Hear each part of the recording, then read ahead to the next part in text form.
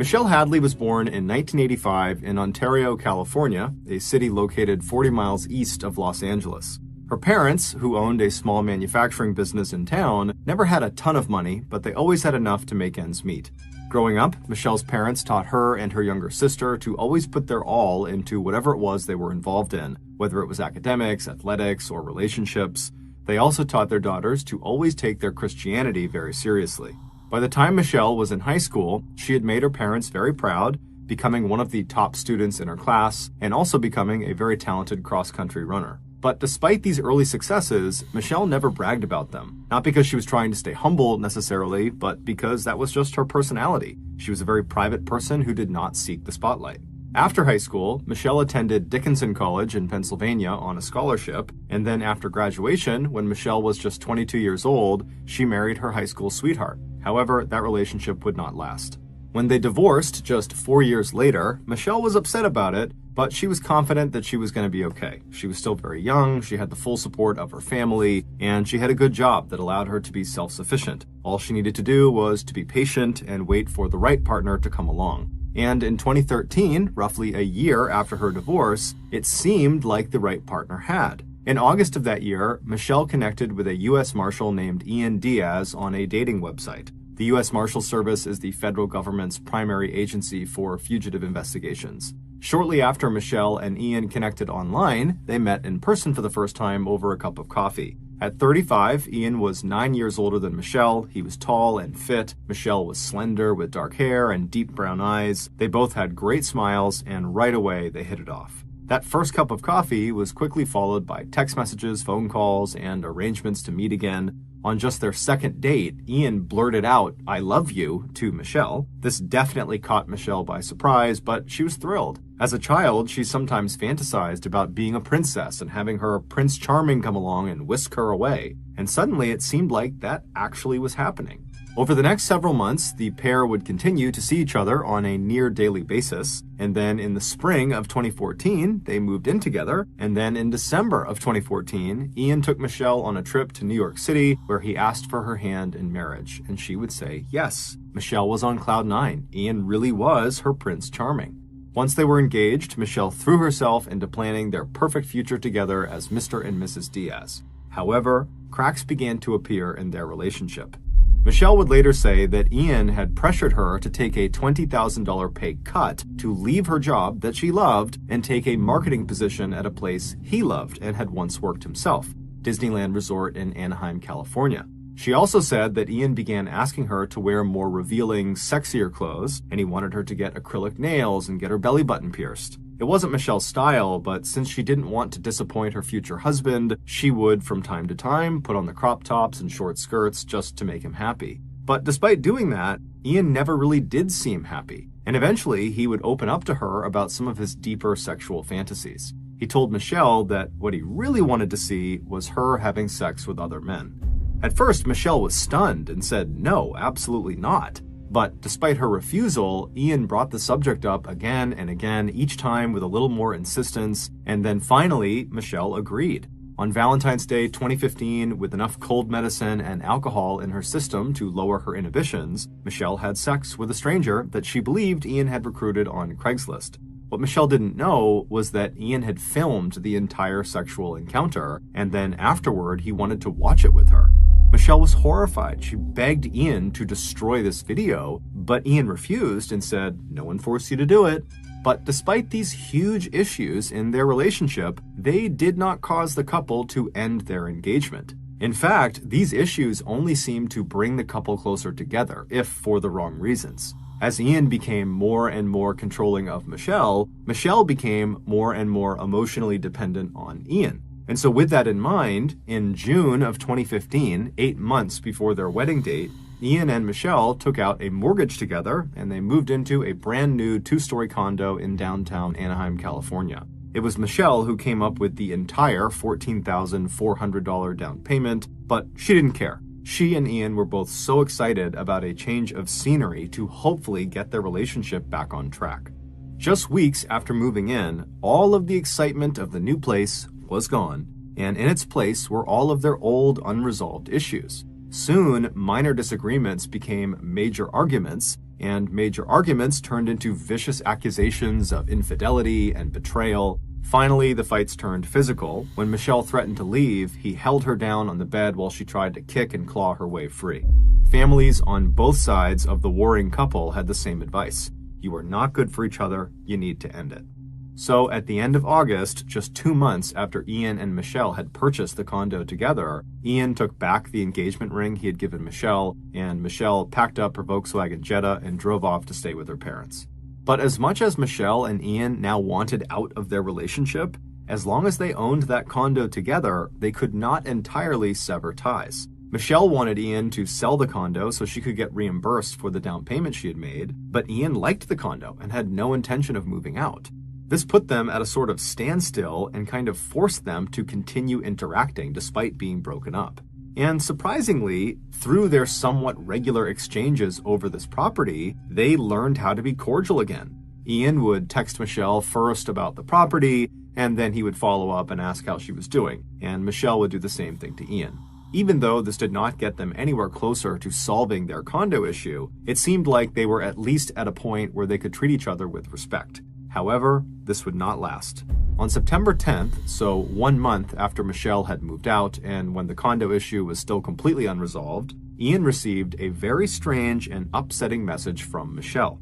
In between friendly, cordial text messages, Michelle sent him a long, bizarre, rambly email that could only be described as biblical in her condemnation of the man she once wanted to marry. She wrote, "Your sins are many, including defiling me and my family with your wicked and evil sexual acts, your financial coercion and irresponsibility, your gluttony, your greed, your lust, your sloth, your wrath, your envy, and most of all, your pride." She finished it with, "You may try to hide behind the law of man, but it is a weak shield that will bend and crack against the sword of God. I will bring the full force of the law and the word of God against you to judge you." Ian knew that Michelle and her family were religious, and he knew from their relationship that Michelle was prone to emotional outbursts. But even by her standards, this email revealed a vengefulness that he had not seen before. Ian was so shaken up by it that the very next day, on September 11th, Ian filed a restraining order against Michelle. After reading the email and speaking with Ian, the judge did not grant the restraining order against Michelle. However, Ian's request had now brought Michelle to the notice of the Anaheim police. Shocked that she had even been the subject for a restraining order, Michelle immediately hired an attorney to handle all interactions with Ian, and Ian would hire an attorney as well. And by November of 2015, the lawyers were finally able to work out a compromise with the condo that would allow Michelle and Ian to finally move on from each other. The deal stated that Michelle would not get back her $14,400 down payment. Instead, she would continue to pay half the mortgage for 6 months. But after that, Ian would either assume full responsibility for the mortgage, or he would have to agree to sell the condo and split the profits with Michelle. Even though neither side was fully happy with this arrangement, they both were just exhausted from all the fighting and were ready to just accept it and move on. And so they both signed the agreement, and then the 6-month timer began. Ian stayed in the condo, and Michelle, who was living with her parents, decided to get her own small apartment and go back to school to get her master's in business. In January 2016, just a month or so after the condo settlement was finalized, Ian Diaz met another young woman through a dating site. Her name was Angela Connell. She was roughly the same age as Michelle, and she was looking for a serious relationship. When she and Ian finally met in person, they both liked what they saw. During their first date, Ian was honest with Angela and told her that he had just recently gotten out of an engagement that had ended very badly, but he was still certain he wanted to get married and raise a family, which was very reassuring to Angela. Only 1 month later, Ian and Angela would get married, and Angela would move into Ian's condo, the same condo he had bought with Michelle. In May, just 4 months after meeting Ian and 2 months away from the deadline for Ian to assume paying the full mortgage on the condo or sell the property, Angela surprised her husband with a sonogram and announced that she was pregnant with twins. The couple was beyond excited. They sent copies of the sonogram of the twins to family and friends, and Angela wasted no time prepping their home for the twins' arrival. Everything had moved quickly, but the couple was very excited at the prospect of starting a family together. Later that month, on May 22nd, Angela was at the condo alone when she hopped on her computer to check her email. Once her inbox loaded, she noticed there was an email from a man named Jason Ray. She didn't recognize the name, but at first glance, it looked like a real email from a real person, not some spam message. So she clicked on it to see what it was. And the words she read sent a chill through her body. The email was definitely not spam. It was a personal message intended for Angela. And whoever this Jason person was clearly knew personal details about her and her husband. The email, which was littered with biblical references, explained to Angela that Ian had been unfaithful to her and that he didn't love her and he never would. Jason also told her that Ian was going to harm her if she didn't leave him immediately. And the email closed by telling Angela that she and her husband had sinned against God. Angela stared at her computer screen for quite a while, wondering what she should do. Eventually, after reading it a few more times, she decided it had to be some sort of sick joke and that the best thing to do was just to ignore it. So she deleted the email, shut her computer, and she walked away. The next morning, Angela logged back onto her computer, and when she opened her email, there was a new email from Jason Ray sitting at the top of her inbox. Angela thought about not even opening it and just deleting it, but her curiosity got the better of her and she clicked it open. Once again, the message was aimed at trying to convince Angela to leave Ian. It was full of biblical references, and at certain points it didn't even make any sense. But there was a new twist to this email versus the one she had received the day before. In this email, the sender, Jason, clearly references Michelle, Ian's ex. Jason would write that Angela was Ian's Eve, and Michelle was Ian's Lilith. According to a particular interpretation of Jewish folklore, Lilith was the first wife of Adam from the famous Adam and Eve story. But Lilith was banished from the Garden of Eden for disobeying Adam, at which point God made Eve out of Adam's rib, and then Eve became Adam's wife. While somewhat confusing, the message Jason was sending Angela was fairly clear. Angela was not meant to be Ian's wife. Ian's true wife was Michelle. Angela didn't know anything about Ian's ex, Michelle. All she really knew was her name and that she existed. But despite the lack of insight into who Michelle was, Angela couldn't help but think, this email sounds an awful lot like something a deeply scorned lover would send. And so that night when Ian got home, Angela showed him the latest email from Jason Ray and told him, I think this is your ex, Michelle. At first, Ian was confused. He and Michelle had settled their issues. They had moved on, so why would she write this? But after reading the email a few more times and seeing all the over-the-top biblical language that Michelle had previously used in emails to him, he became convinced as well that this probably was Michelle. However, he told Angela that Michelle was very mercurial and that she must have just gotten worked up about something and she's overreacted. That's why she sent these emails, and she's likely to calm back down and they will never hear from her again. However, he told Angela if the emails do continue, please let him know and he would go to the police. For the next several days, Angela checked her email, but no strange emails came through.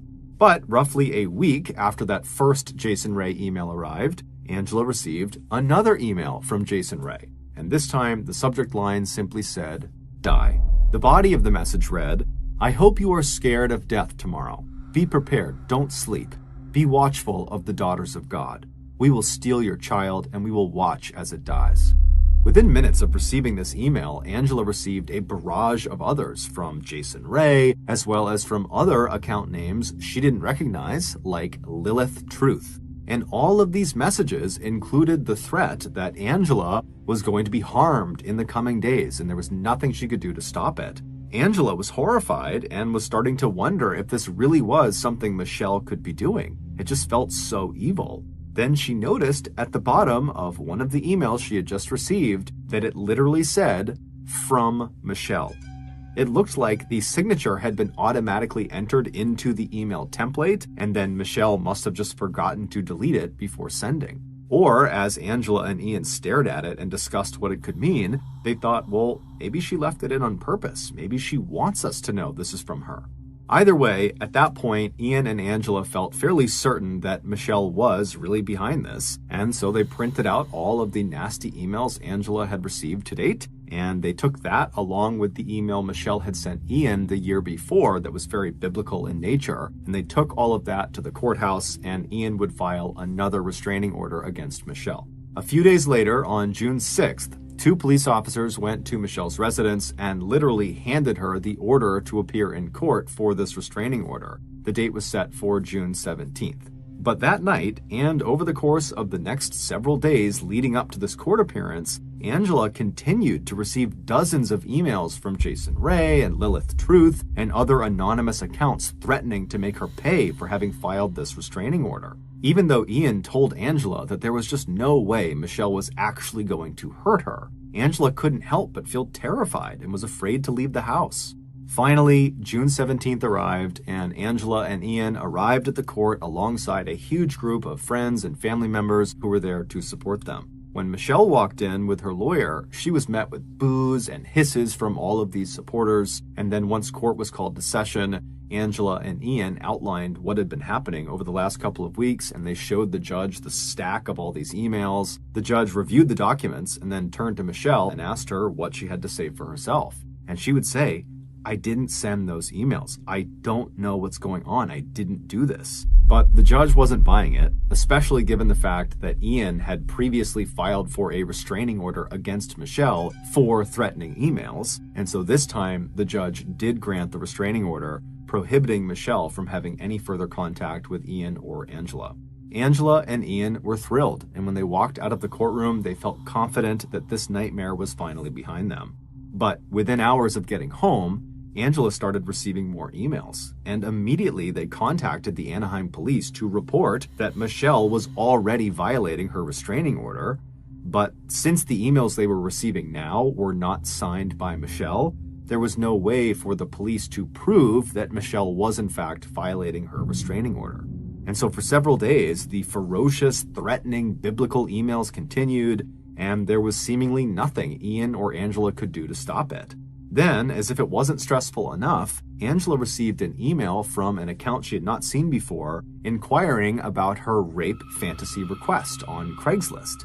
Angela did not understand what this person was talking about, but eventually, when she went online and investigated, she discovered there was an entire marketplace of people posting ads on Craigslist seeking partners to take part in a rape fantasy.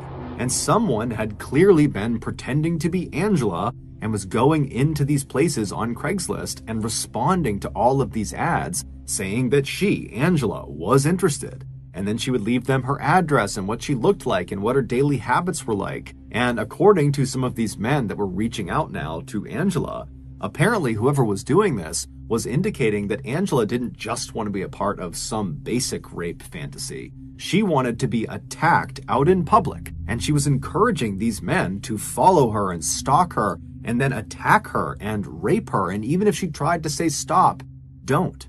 Angela knew Michelle had to be behind this, but again, there was just no evidence tying these rape fantasy responses to Michelle because she wasn't signing her name to them. And so despite how absolutely horrifying it was to learn this was going on, there was nothing the police could do to stop it. For Angela, this was a nightmare. The stress and the fear of this situation was just so much that she basically just hid in her condo all day long. But on June 24th, so 1 week after the court appearance and just a couple of days after first learning about this rape fantasy ad, Angela had to leave the condo to go out and run a few errands. And so she gathered up her things and she called Ian, who was at work, to let him know that she was heading out in case anything happened to her. And then she left her condo. She went downstairs to the large parking garage underneath their development where residents could park their cars. She hopped in her car and she drove up the ramp out onto the street and then went about her day, running her different errands, and it was totally uneventful. At some point when she was done, she made her way back to the condo complex. She went down the ramp into the underground parking garage. She found her way back to her assigned parking spot. She parked. She got out of her vehicle. She shut the door and she began walking from her car to the door on the far side of the garage that would lead to the stairwell back up to her actual condo. But when she got maybe 30 feet away from this door, she heard movement coming from behind her. She turned around and she saw there was this man who she didn't recognize who was walking very quickly toward her, and because she was already completely on edge, given all these threats she's been receiving, threats of bodily harm, threats of rape, she immediately screamed and started running towards this door that would take her to the stairwell. But before she could open the door and get inside, this man had lunged and grabbed her around the neck, and he was trying to pull her to the ground, and he was trying to pull her clothes off, and Angela began punching and kicking and screaming and biting, doing anything she could, and eventually she was able to fight this person off of her, and he quickly turned and ran away. And then Angela quickly picked up her stuff, she ran into the door, ran upstairs, got into her condo, and as soon as her door had shut and locked behind her, she picked up her phone and she dialed 911. And she was so hysterical that when she talked to the dispatcher, they couldn't understand what was happening, but eventually she was able to tell them what had happened and to please come out here and help her. And then a little while later, when the police showed up, they found Angela still totally hysterical in her condo. Her shirt had been ripped in half and she had red spots all around her neck from where this guy had grabbed her. But overall, she was okay. The police would search the building, but there was no sign of her attacker. However, Angela would tell police that she was fairly confident she understood what had just happened. She explained what was going on with her and her husband's ex, Michelle, and how despite this restraining order against her, she was clearly signing Angela up for these rape fantasies on Craigslist. And so most likely this man who had attacked Angela down in the garage was only there because of this rape fantasy ad. The police took down her statement, and then that night they would go to Michelle's residence and they would show her a search warrant that authorized them to search all of her devices, her phone, her laptop, all of them. And when Michelle turned them over and gave up all of her passwords, the police were able to find enough evidence that she was behind the harassment of Angela and Ian that they arrested her on the spot. Angela and Ian were relieved when they heard the news, and that night, while Michelle was in jail, the threatening emails completely stopped. However, the following day, Michelle posted bail, and within hours of her being free again, Jason Ray and Lilith Truth began bombarding Angela's inbox again. Angela was so distraught, she went to the doctor for a checkup, worried that her stress would negatively affect her pregnancy. And to her horror, the doctor would tell her that she had actually lost the twins. She had miscarried. And if that wasn't horrible enough, the doctor also discovered that her cervical cancer, which had been in remission, was now back. While Angela and Ian grieved the loss of their unborn children and wondered what they would do about Angela's cancer, the horrible emails continued. And men kept showing up at their front door, asking to come inside for violent sex with Angela.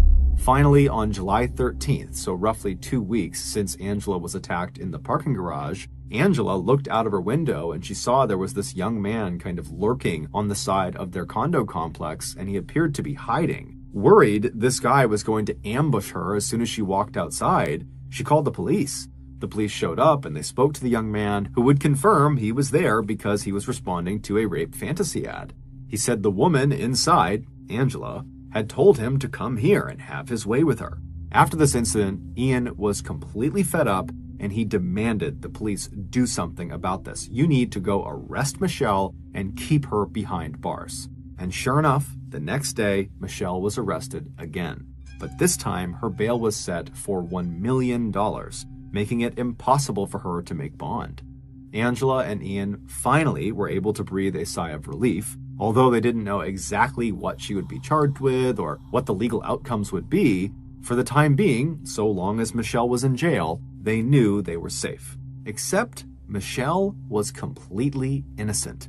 Yes, she did send that first fire and brimstone biblical email the year before in September, the one that led to Ian filing that first restraining order request that was denied. But after that, she had lawyered up and not had any contact with Ian or his new wife. In fact, the first time Michelle had ever even laid eyes on Angela Diaz was on June 17th when Michelle was in court for that second restraining order request against her, which caught her completely by surprise. She had totally moved on with her life at that point and was dating other people and focusing on school, so when she was asked to come in and defend herself in court, she barely knew what to say. It didn't make any sense. And then when Michelle was arrested for the second time and couldn't make bail and so had to just sit in jail till her court date, her family hired a lawyer to investigate and figure out who was actually behind the harassment, because it wasn't Michelle. And what their lawyer would discover was truly shocking.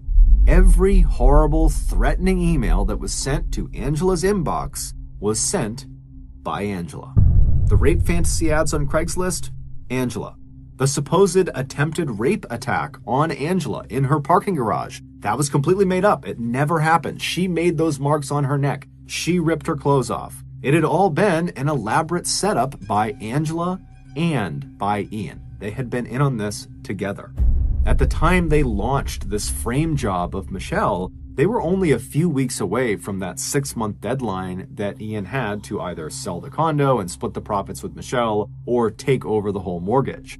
And apparently, Ian and Angela believed their plan would result in Michelle losing her claim to the condo, and their legal agreement around the condo would become null and void, thereby saving Ian from being forced to sell the condo or having to potentially pay a higher price for it. The pair were so convinced this plan was going to work that Angela even lied about being pregnant. It was all a ruse to make it seem like Michelle's harassment had led Angela to lose her pregnancy. She was also lying about having cancer. Michelle's lawyer quickly uncovered lots of these holes in Ian and Angela's plan, and finally, after Michelle had sat in prison for 89 days after that second time she was arrested, she was released. On Tuesday, October 17th, 2017, Angela Diaz pleaded guilty to 10 felony and 22 misdemeanor charges, including kidnapping, false imprisonment, and falsely reporting a crime to a peace officer. She was sentenced to 5 years in state prison. Ian Diaz was not charged with any crimes at the time and continued in his job as a U.S. Marshal. But 2 years later, on December 20th, 2019, Michelle filed a civil rights lawsuit against Ian, alleging that he was in fact the mastermind of the plot that resulted in her wrongful imprisonment. She also brought charges against the Anaheim Police Department for their failure to properly follow up on evidence they discovered early in the investigation that showed the threatening emails Michelle was accused of sending, in fact, originated from the Diaz household. On Friday, May 3rd, 2021, the Anaheim police announced they had reached an undisclosed cash settlement with Michelle, and then a little over a week later, on May 13th, Ian Diaz was arrested and charged the following day with 1 count of conspiracy to commit cyberstalking, 1 count of cyberstalking, and 1 count of perjury for his false testimony in a deposition in connection with a federal civil lawsuit. If convicted, Ian faces a maximum penalty of 5 years in prison on each of the counts. His case is still pending. Since her public exoneration back in 2017, Michelle has gone on to finish her MBA, she has left California, and she found a great job in marketing with a beauty company.